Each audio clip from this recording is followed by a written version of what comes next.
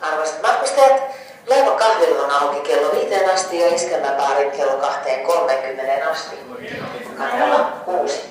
Lisäksi disko kannella 10 auki kello 24-3.30.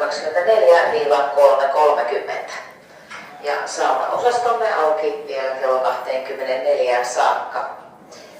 Yön aikana laiva siirtyy uudelleen Kaija-paikalle numero 23, josta aamulla bussikuljetus terminaaliin kello 6.30 alkaen.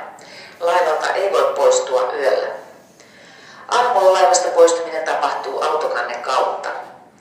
Matkustajia, jotka aamulla lähtevät Galaxilla Tukholmaan, pyydetään siirtymään bussille hyvissä ajoin, koska bussiin voi olla jonoa. Terminaalissa tehdään normaali lähtöselvitys Galaxille.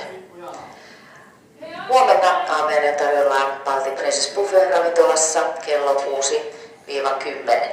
Ja laivasta tulisi poistua kello 11 mennessä. Mukavaa illan jatkoa. Bästa passagerare, kafeterian borde öppen till klockan 5. 00 finns tid och iskelmäbaren på däck 6 håller öppet till klockan 2.30 finns tid. Även disco är öppet på däck 10 ikväll mellan klockan 24.00 och 03.30. Under natten skiftar vi till kajplats 23 varifrån vi har busstransport till terminalen från och med klockan 6.30. Man kan inte lämna fartyget under natten. På morgonen sker landstigningen från bildäck.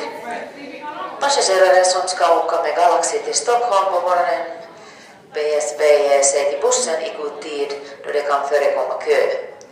Passagerarna till Galaxy ska gå som normalt via däck in i terminalen. Frukost serveras på bufférestaurangen på Baltic Princess mellan klockan 6 och 10. Senast klockan 11 ska man lämna fartyget. Trevlig fortsättning på kvällen. Dear passengers, the cafeteria on board is open to 5 a.m. and Iskelma bar is open to 2-3 a.m.